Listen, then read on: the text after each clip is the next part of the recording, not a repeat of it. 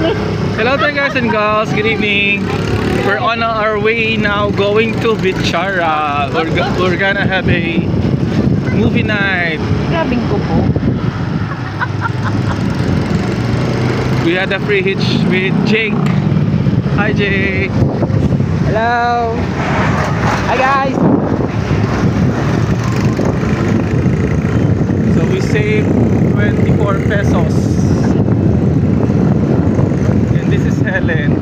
Hello there everybody. And my mother is in there in the tricycle and with my two nieces. Two nieces.